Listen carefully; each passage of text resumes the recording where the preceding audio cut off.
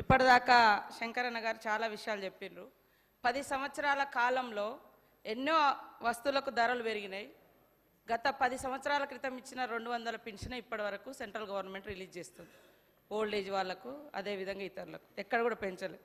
అదేవిధంగా 2019 బడ్జెట్ మేనిఫెస్టోలో 60 సంవత్సరాలు నిండిన రైతులందరికీ కూడా మేము పెన్షన్స్ ఇస్తామని చెప్పారు. ఆ ఎన్నికలలో గెలిచారు. మళ్ళా అక్షింతలు ఇస్తే చాలా అనుకున్నారో ఏమో, మరి అక్షింతలు పంచారు సార్, అదేమైందో ఏమో. 8 సీట్లు ఇచ్చారు.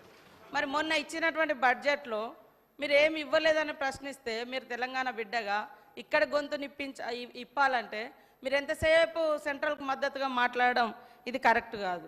ముఖ్యంగా ఈరోజు గవర్నమెంట్ నుంచి మనం ఆశిస్తూ ఉన్నాం, సెంట్రల్ గవర్నమెంట్ మనకు రావాల్సినటువంటి వాటా ఇవ్వాల్సినటువంటి అవసరం ఉంది అని. దాన్ని మీరు మాట్లాడకుండా మమ్మల్ని పదే పదే నిందిస్తూ ఉన్నారు. అదే కాకుండా గ్రామ పంచాయతీలకు కూడా డిసెంబర్ నుంచి 378 కోట్ల రూపాయలను కూడా రిలీజ్ చేయడం జరిగింది సార్.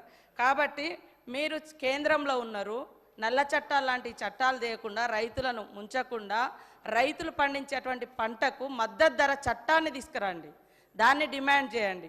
అదేవిధంగా విభజన చట్టంలో పెట్టినటువంటి ఏవైతే ఉన్నాయో ఒక పక్షాన్ని ఇచ్చిర్రు, ఈ పక్షాన కూడా ఇవ్వండి అనే మనం తీర్మానం చేయడం జరుగుతుంది. కాబట్టి మీరు ఈ పక్షా నుండి మాట్లాడాలని మా సోదరుని కోరుతా ఉన్నాను సార్. అధ్యక్ష,